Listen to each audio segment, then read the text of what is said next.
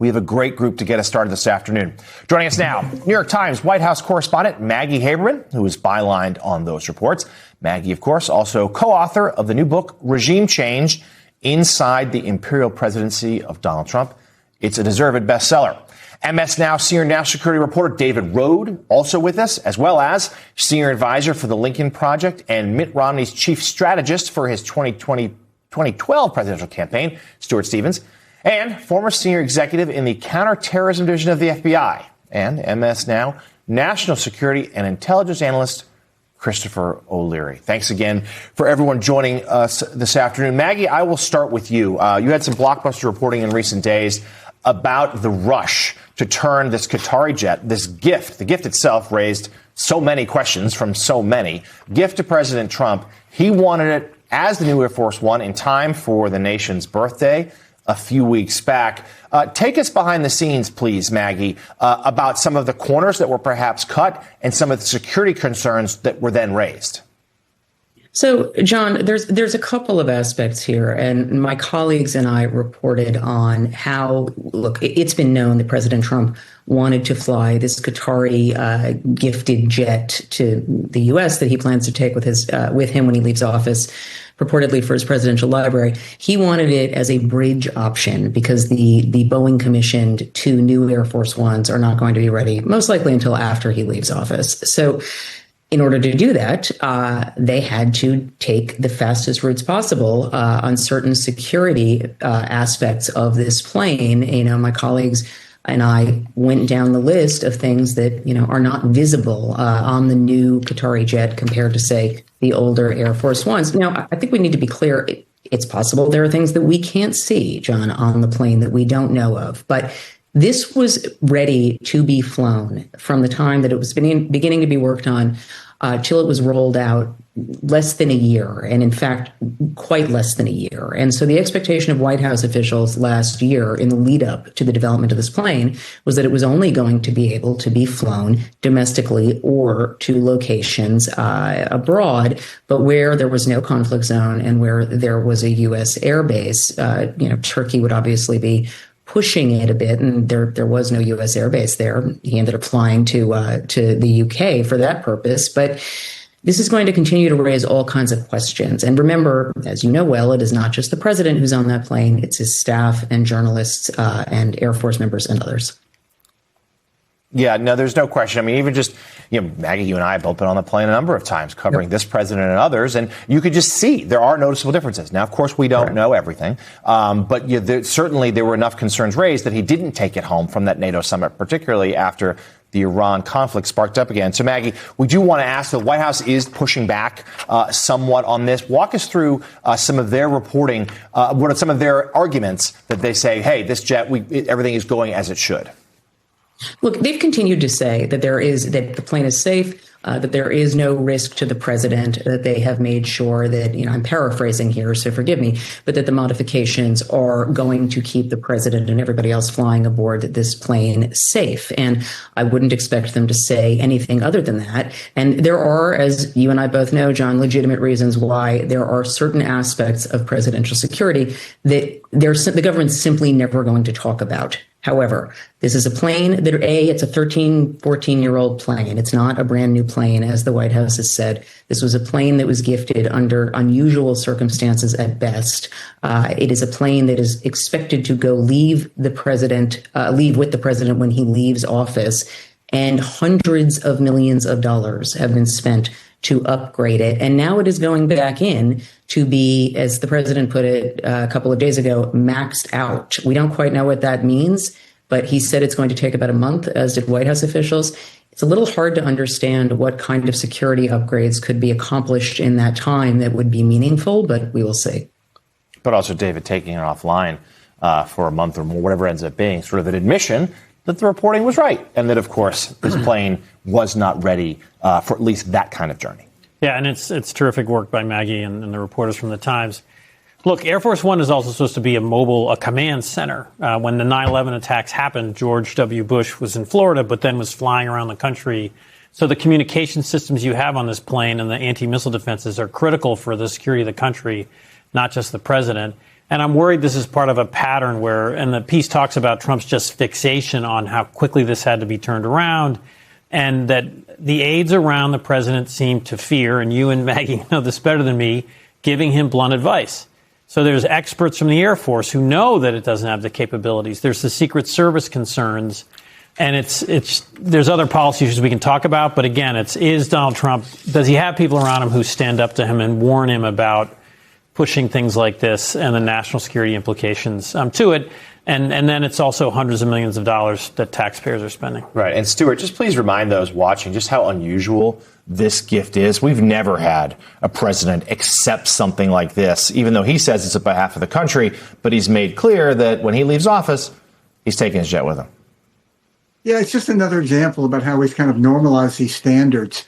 You know, Vice President Agnew got kicked out of office for taking $10,000. So this president is taking a very nice jet. And, you know, one of the things that I think just points to the hollowness of all this rhetoric from the White House is because there was an unfortunate incident at the White House Correspondents' Center, they tried to use that as an excuse why the White House had to be torn down, the East Wing. So it's sort of a weird, but this obsession with security, but not here. The president loves this plane. It's a very cool plane, and it's more comfortable, I bet, than the old Air Force One, so he wants to fly it. So, you know, it just is another example of the hypocrisy of the White House and why you really can't take anything that they say at face value. And if anything happened to Donald Trump, it would be catastrophic for the country. So it's risky, it's dangerous, it's irresponsible, but it's Donald Trump. So, Maggie, of course, this comes as there is this new threat to the president. Iran has threatened his life before. We know President Trump keenly aware of that. That's sort of an animating factor for him at times. But that's part of the bind that he finds himself in. I wrote this week for The Atlantic. I know you have covered on this as well, that he finds himself in this situation with no good options. There was real consideration end of last week to dramatically escalate the war again. They backed off of it. Talk to us about why the president decided to do that and what could come next. So what could come next is the big question, John, and I read your piece. We at the Times also have done several versions of it. Jonathan Swan and I reported in our book about how Trump took the country to war and just how much he believed on a gut feeling this was going to go well and it was going to go quickly. Those really were the factors. And he was fresh off of this military operation in Venezuela, whatever anybody thinks of the foreign policy issues related to it, snatching a head of a sovereign state in his pajamas in the middle of the night. It was a successful operation from the U.S. terms. And so he had huge faith in how this was going to go. It is not going that way. It has not gone quickly. We are now into month 5 or about to enter month 5 of what was supposed to be 6 to 8 weeks-ish. Munitions are low. We don't know the specific numbers, but that is just not in dispute, although the president keeps saying otherwise. There are real questions about how they are handling the casualty numbers and how honest this government is being about that, or change their computations or descriptions around it. So he leaves himself with very few options that will actually be effective, one of which would be boots on the ground, which once he does that, it's very hard to do it in a way that would be a half measure, John, because he has repeatedly made these threats against this Iranian regime that was supposed to be much more willing to talk after the Ayatollah had been killed. So far, he is fighting this very asymmetrical fight against a leadership, some of them, not all of them, but some of them, who are not only willing to wait him out, not only willing to, in some cases, kill their own citizens, but also are less convinced by his threats. They absolutely have an economy that is really struggling. That is a pressure point, but that is also one that Iranians have shown they're willing to wait out too. And Chris, to you now, if indeed this reporting is right by the Times, Journal, other places, that the U.S. is down significantly in terms of supplies of these interceptor missiles that could be used to defend our allies in the Gulf. What does that say to you right now about military preparedness and, frankly, the leadership of Secretary Hegseth at the Pentagon? Well, I think it's self-evident that Secretary Hegseth is out of his depth. He shouldn't be there.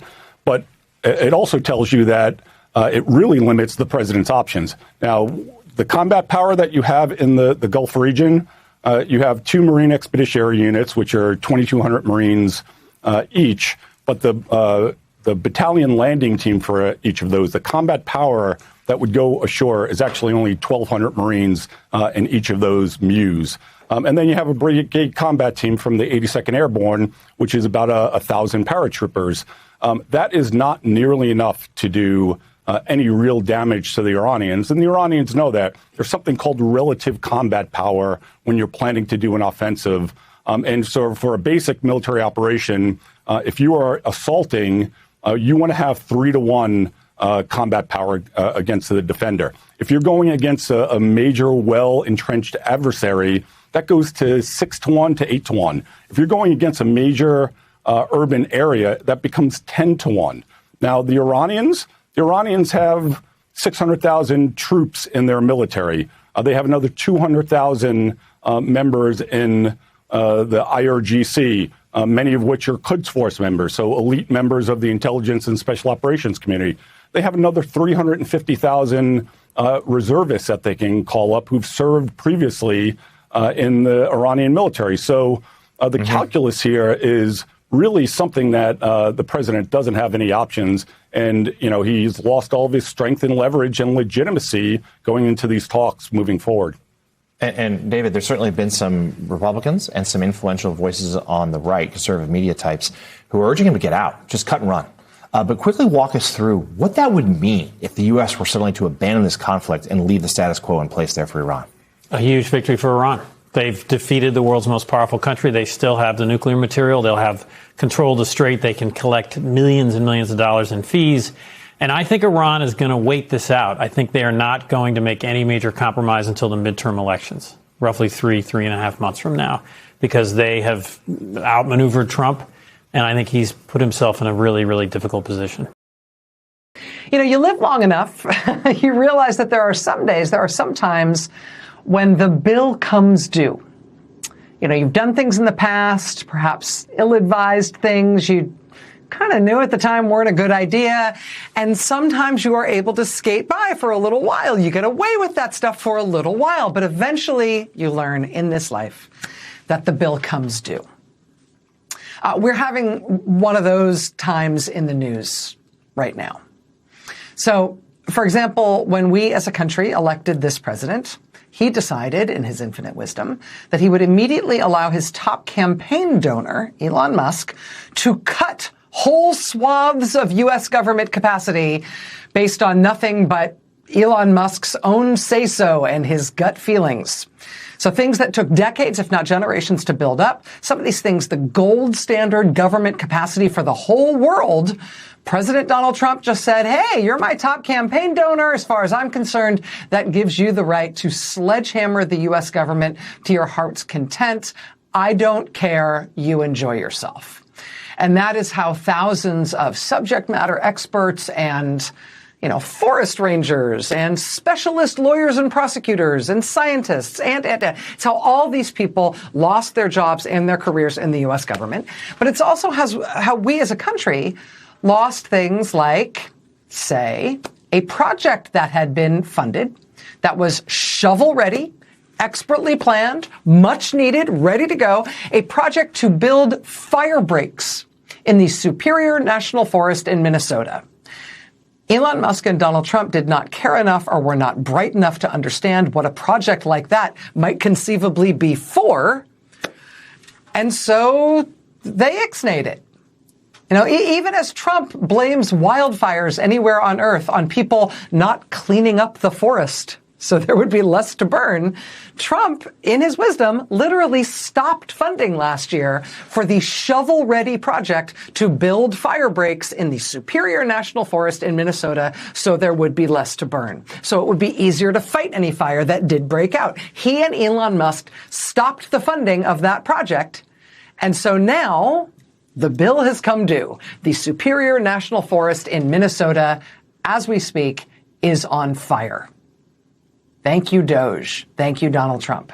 That was the Washington Post reporters doing good work this weekend, tracing the line between those fires burning right now in Minnesota after Trump last year stopped the funding that would have made that forest less likely to burn.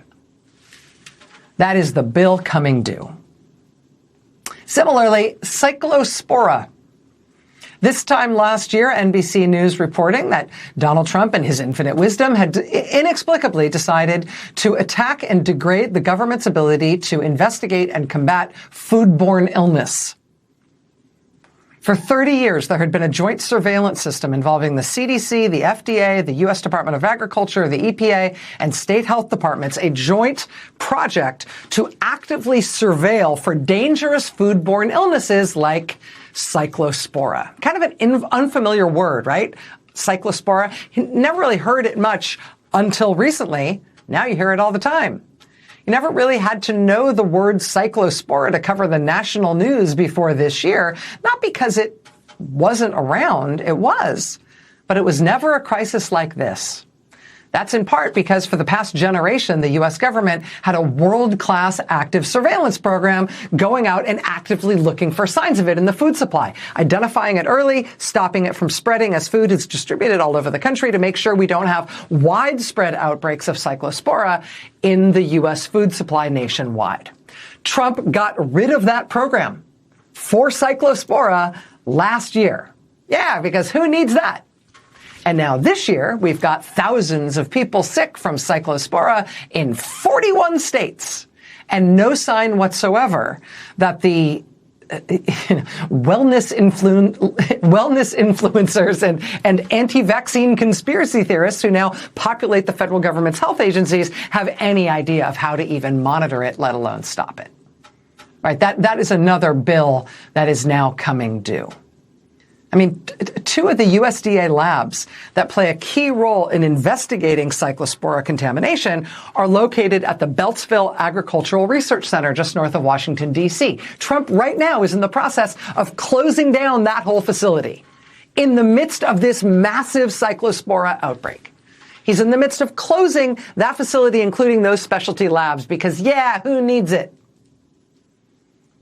I mean, the CDC under Trump has lost a quarter of its staff because, yeah, who needs the CDC? We can all obviously do our own research and investigate foodborne parasitic infections. We just use the TikTok or crystals, right? Or maybe building a new White House ballroom will help. The bill is coming due on this stuff. The bill is also coming due on vaccination quackery. When you put a quack anti-vaccine conspiracy theorist in charge of the part of the federal government that oversees vaccination policy, literally, RFK Jr. is someone who said COVID may have been ethnically targeted to favor Chinese people and the Jews, right? That's who when Donald Trump puts someone like that in charge of health and human services for the United States of America, well, guess what happens in the United States of America? The bill is now coming due, and now we've got the largest measles crisis in this country in decades. Quote, more measles cases have been reported in the United States in the last 2 years than in all the years from 2000 to 2024 combined. Children have borne the brunt of the infections, making up more than 70% of confirmed cases. More than 80 children and adolescents have been hospitalized this year for complications like pneumonia, which leaves patients gasping for air, and brain swelling, which can cause lasting damage, including blindness, deafness, and intellectual disabilities. There are no treatments for measles. Reversing course on measles nationwide would require a nationwide push to improve vaccination rates, a prospect that experts say seems unlikely under the leadership of Health Secretary Robert F. Kennedy Jr. The bill is coming due there.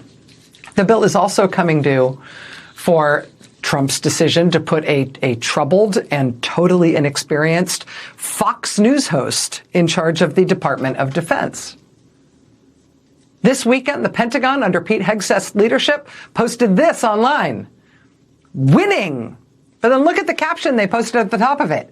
It's not an option. Winning. It's not an option. That's literally what it says. What are you doing? They eventually took it down. But you know what? The American people agree with that sentiment before they took it down. Winning does not seem to be an option here, not with these guys.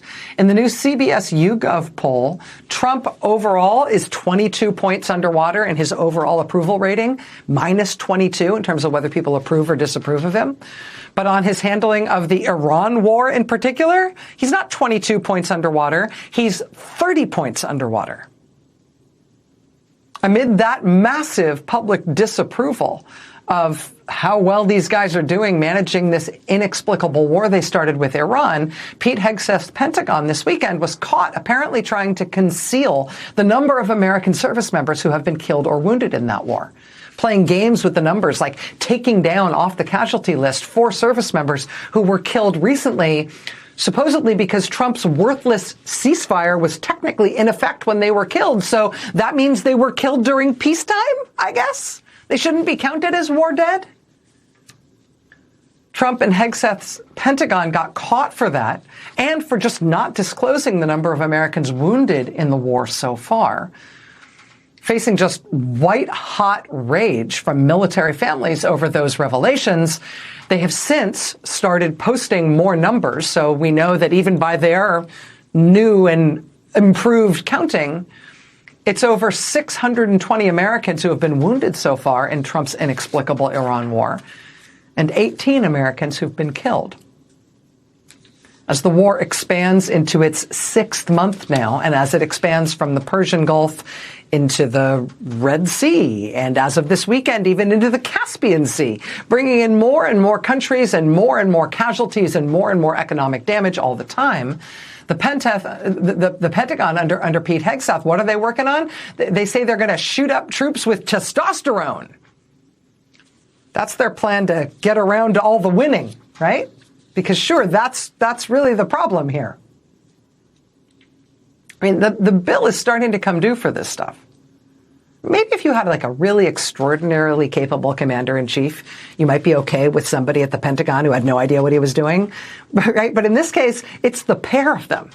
I mean, you've got Trump as commander-in-chief and then Hegseth at the Pentagon. These are the guys, right? Playing with the U.S. military like it's a cross between G.I. Joe and beer pong. And so, yes, we are in another inexplicable and apparently inextricable Middle East war that is wildly unpopular, that appears to have no end, that appears to have no point, and that we clearly are losing. The bill comes due for bad decisions on important matters like this. The bill even comes due politically. In that same CBS poll today, the one that shows Trump minus 30 on the Iran war, it also shows him minus 30 on his handling of the economy. On his handling of inflation, he's not 30 points underwater, he's 42 points underwater. He's got 71% disapproval on his handling of inflation, as he is right now imposing new tariffs and basically restarting the Iran war, and not for nothing, shutting down energy generation projects all over the country, all of which are going to make inflation and the cost of living even worse. And so with an electorate where people say that the economy and inflation are the number one thing on their mind when it comes to casting their vote, and Trump and Republicans know that voters are just champing at the bit to throw them out, to vote against them, to vote for Democrats instead. And so what do we get from Trump today? We get Trump demanding that the U.S. Supreme Court allow him to monkey wrench the elections this fall. Trump today asked the United States Supreme Court to cast aside lower court rulings, to let him go ahead with his bizarre executive order that would, among other things, allow him to use the U.S. Post Office, the U.S. Postal Service, to block people from mailing in their ballots in this November's election. Of course, he is asking for that power, because if people were just able to vote like they normally do, he and the Republicans know what would happen. We will begin with war. Because when a country is at war, there is no more important story day in and day out. The one story that you know every historian will write about when looking at the year 2026 is Donald Trump's war. And in that war, historians will find everything they need to know about Donald Trump's incompetence, Donald Trump's laziness, Donald Trump's ignorance, and yes, Donald Trump's madness. What happens when a madman starts a war? As of tonight, the United States military has completed 150 days of war service under Commander-in-Chief Trump. Donald Trump's war is now 5 months old. David Sanger, a New York Times reporter specializing in foreign policy, once participated in an interview with Donald Trump in which Donald Trump said the only limit on him, the only limit, is, quote, my own morality. That's what Donald Trump said was the only limit on him, which is to say no limit at all, because we all know just how much morality Donald Trump has. David Sanger writes this 5-month assessment of Donald Trump and his war. In recent weeks, he has seemed trapped, his presidency gradually consumed by a war he cannot find his way out of. He has discovered limits on his power that he could have scarcely imagined as he began full combat operations on February 28th, when he set out goals for a swift end to Iran's nuclear program and the overthrow of the country's government. 5 months later, those goals remain almost entirely unaccomplished. The shipping that crawled to a stop in the Strait of Hormuz, then was opened for a few short weeks, is back to a trickle. He has said publicly that he knows there is no appetite for sending in ground troops. Those limits have left him deeply frustrated, his aides say, and have made him more erratic, even by Trumpian standards. Erratic is the kindest possible description of Donald Trump's public utterances. He has been speaking in circles and self-contradicting language from the very first day of his war, and he continues to do it every time he talks about the war that he started but obviously does not understand. The American people seem to understand Donald Trump's war much better than he does. A new CBS poll shows that a large majority of Americans believe Donald Trump's war is going badly. 63% of Americans say that Donald Trump's war is going badly. 30% say it's going very badly. That same poll shows that Americans want what Americans have always wanted when an inexplicable war waged by an American president is going badly, very badly. They want that war to end right now. 67% of Americans want Donald Trump's war to end now. 65% of Americans disapprove of Donald Trump's handling of his war. Donald Trump obviously has no idea what to do. He agrees to ceasefires, then he bombs, then he agrees to another ceasefire, then he bombs. If the bombing were working, there would obviously be no reason to stop the bombing. And Donald Trump keeps saying things like this. Iran took a beating over the last 14 days, and they asked us very nicely, please stop, let's meet. And that's where we are right now. We'll see what happens. If we don't make a deal, we go back to the same thing. That's Donald Trump today saying a version of what he has said several times in the past. And so his threat to the Iranians and his promise to Americans is that he will do what doesn't work. That is his promise to 67% of Americans who want Donald Trump to end his war now. His promise to them is that he will keep up the bombing campaign that has achieved nothing if Iran doesn't reach some kind of agreement with him. But Americans watched Iran reach an historic agreement with President Obama, negotiated by Secretary of State John Kerry, the most important diplomatic breakthrough of the 21st century. And they watched Donald Trump come into office as president and immediately violate that agreement that Iran had negotiated with the United States of America. And then they watched Donald Trump dramatically sign in this war a memorandum of understanding with Iran, which appeared to stop Donald Trump's war, but not for long. And so Americans have every right to expect that any agreement Donald Trump reaches with Iran, Donald Trump will then violate, because that's what he does with agreements with Iran. He violates them.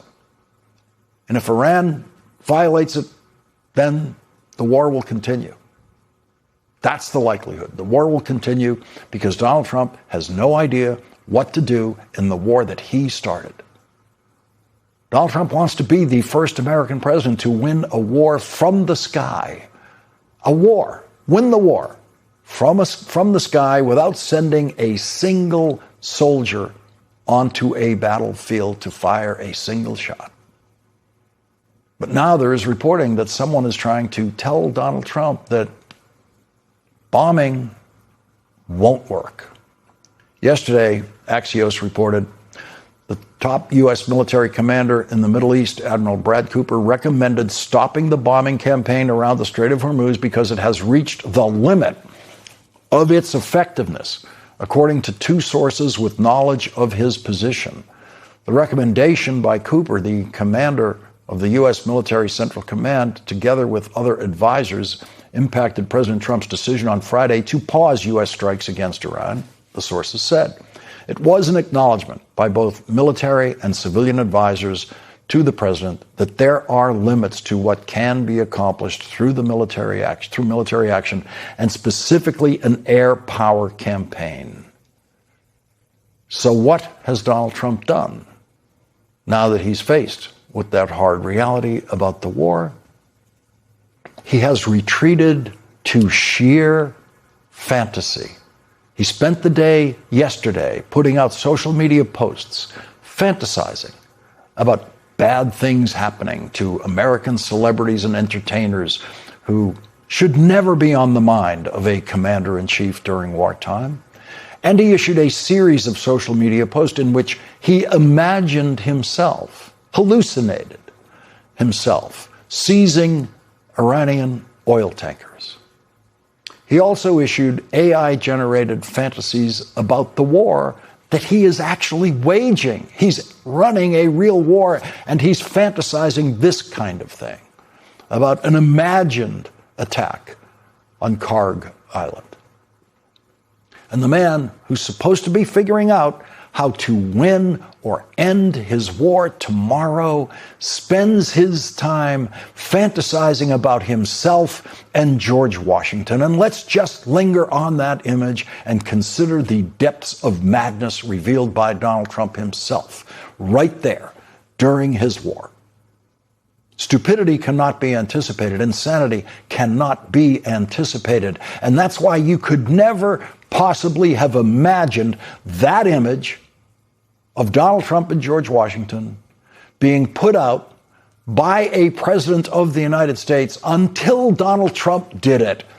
And then when he did it, when he flashes his madness like that on social media, even though we can never anticipate exactly what graphic form it will take, it is completely empty of surprise because everyone knows how crazy the President of the United States is.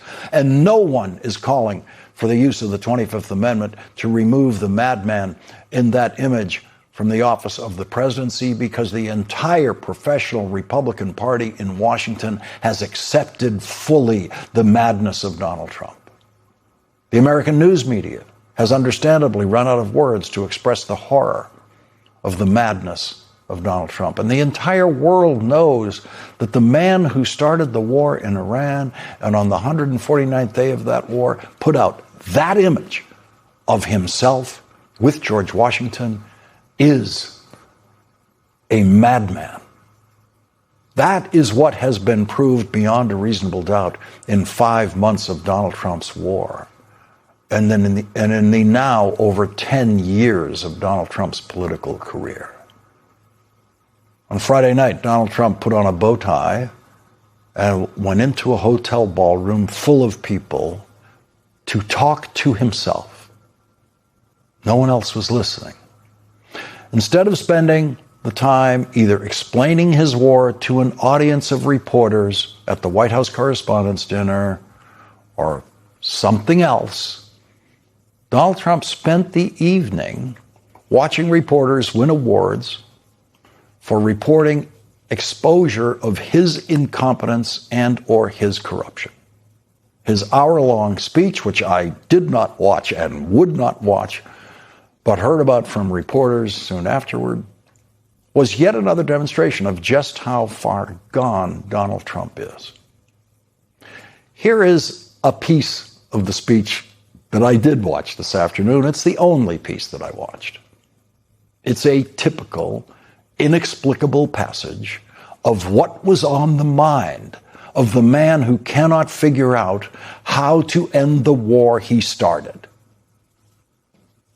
And we had a sort of little preview, and then Anderson Cooper was going to fight Lawrence O'Donnell. I'm not a fan of Lawrence O'Donnell. I like Anderson, actually, because he's covered me well for many years. Then he went bad as soon as I went for politics. But for years, he loved interviewing. I did so many interviews with him, and he was great. But, you know, he's got a little different persuasion than me in many ways, actually. And Lawrence O'Donnell, never liked him, never thought he had any talent. But he's still making a living, so I can't knock it. But we had a contest for who had the lowest ratings and the lowest IQ on television. And that was actually Don Lemon, I think.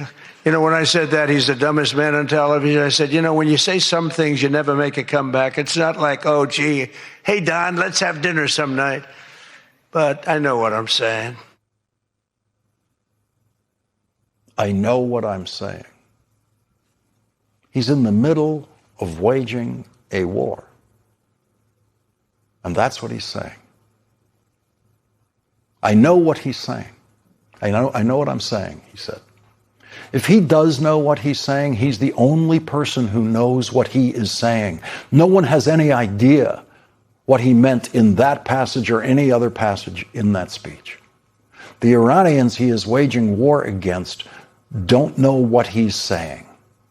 They don't understand a word he's saying, because no one does. No one in that room Friday night knew what he was saying. Good evening from New York. I'm Chris Hayes. Donald Trump is getting weaker by the day, and the stench of loss is now coming off him.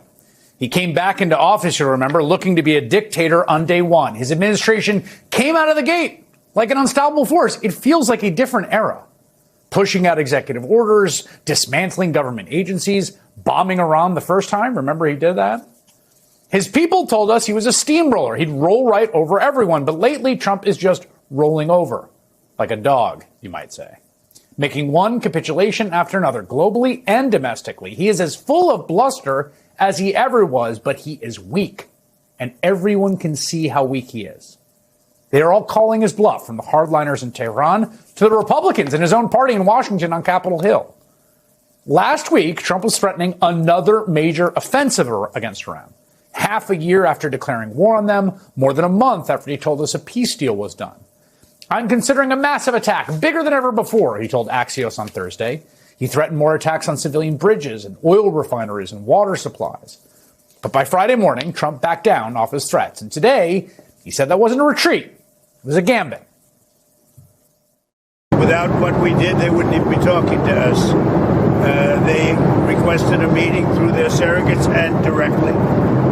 And we're meeting, and, you know, good things can happen, I guess. Oil dropped very big today. Stock markets, as of about an hour ago, was like through the roof. But no, they requested a meeting.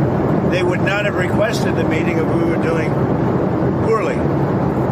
The only reason they want to meet is because we've been hitting them very hard. Everyone can see that's not true. Sources in Trump's own administration are telling multiple outlets that the attack plans were scrubbed, at least in part, because the U.S. is running out of some of its most critical defensive weapons. The stockpile of air defense missiles to protect American service members and allies in the region is dwindling after months of strikes. And while the U.S. refuses to say how many missiles it has left, two experts tell the Wall Street Journal they estimate at least 1,500 Patriot missiles have been used since the war with Iran started. They figure that would leave less than 1,000 in the U.S. inventory, more than half gone. Those are missiles that take years to build and cost $4 million apiece. 1,500 of them. Think of that the next time they say there's not something in the budget. Trump says there's no problem, and if there is, of course, it's the last guy's fault. No, we have plenty. We have a lot of ammunition, different types. You know, Biden gave a lot to Ukraine, and so we're building that up, but we have a lot. We have a lot of the mid-level stuff, too. I mean, more than we could ever use, no matter what. But we have a lot. I'd like to have more, to be honest. But so much was given to Ukraine by Biden. Now, to be clear, dwindling stockpiles are not the only problem here, obviously. Officials tell the New York Times Trump and his aides are also uneasy about the prospect of a widening war in the Middle East, the alienation of key Gulf allies who are vulnerable to Iranian attack, a global economic crunch, growing energy and refugee crisis. Yes, no kidding. That's what we've all been saying. It's already happening already. It's a huge part of the reason why the commander-in-chief of the most powerful military in history finds himself obviously, and again, to all observers, you, me, people that cover this professionally, the folks in Tehran, the folks in Europe, in the Middle East, finds himself totally boxed in by the misbegotten, foolish, and dangerous and reckless war that he launched. That and the weapon shortages and the fact that Trump does seem to recognize that an all-out invasion of Iran would be disastrous, which, thank goodness for small favors. He doesn't want to own those casualties or to be the president who sent gas to $7 a gallon. So what we get is the Trump bag of tricks, right? Bullying and bluffing, bloviating, and getting weaker every time his bluff is called. That's the thing. The more you see this play out, right, the more people just call the bluff. And you see it in his domestic agenda, too, which basically right now boils down to one obsession only. The only thing he cares about in domestic policymaking has nothing to do with people paying lower prices or anything to do with anything that would help working folks or anyone, really. It's making it harder to hold free and fair elections that could threaten his majority in Congress. That's it. He wants the congressional majorities to pass the Republican SAVE Act, which would give his government vast power to interfere in elections. It would also make it very difficult for a whole bunch of people to vote. Earlier this month, he refused. Remember, he boycotted. He refused to sign a bipartisan housing bill passed both houses by huge majorities. He threatened to boycott any other legislation until Congress passed this pet obsession of his, the SAVE Act. Now, here's the thing. It was a totally empty threat because the housing bill, which was passed by both houses of Congress, became law anyway after 10 days, even when not being signed, because that's how federal legislation works. Today, he issued a new threat to his own Senate leader, right? Is this sounding familiar? Quote, John Thune should not allow the United States Senate to leave town until it passes the Save America Act, or far better still, terminates the filibuster, where Republicans can then quickly pass everything they ever dreamed of, including, and I quote here, a full and deep-throated Save America Act. Strange choice of words. What does that mean? I don't know. Also, a poor bluff. Imagine how weak the president would look if he told all those senators in his own party they better stay in Washington or else, and then they just didn't. Well, today he basically admitted his own weakness. On the SAVE Act, why do you want the U.S. Senate to stay in town? Shouldn't they be out across the country? Why? What a stupid question for you to ask. What a stupid question. The SAVE Act has to be done. They shouldn't leave town. I'm not going to stop them from doing it, but they should get the SAVE Act done. If they don't get it done, it's going to be a very bad thing for the party. And frankly, you know, if you look at it, the SAVE Act is going to be voted against by all Democrats, just so we know. We have some Republicans that I will not comment on, a few of them, probably 4, that we probably won't get the vote. I'd like to comment on them, but I have too much sense to do it. Not only can he not keep his own party senators in Washington, he can't keep them from going on vacation, he admits he can't get them all to vote with him on this. And he just continues to rant at a body that won't do what he wants them to do because he doesn't actually have the power of the leverage anymore, which is also pretty remarkable given how much Republicans on the Hill have basically done whatever he wants. Trump started this term projecting invincibility, in large part because that perception can yield real power. But the thing about this cycle is that power can be unwound just as easily when the perception is shattered. The more people see that Trump can be stood up to, the more they see that his escalating rhetoric and his sort of weird bag of bullying tricks and coercion don't bring him what he wants, the more his manifest impotence is laid bare for all to see. That doesn't mean he is not dangerous, and it does not mean that his fortunes can't change. If we've learned one thing over the last 10 years, it's that Donald Trump has proven he has staying power. It's also true, though, that his political capital, his political strength, it does wax and wane, and it is waning right now, before our eyes. The president who once said he was limited only by his own morality is a very severely diminished political figure.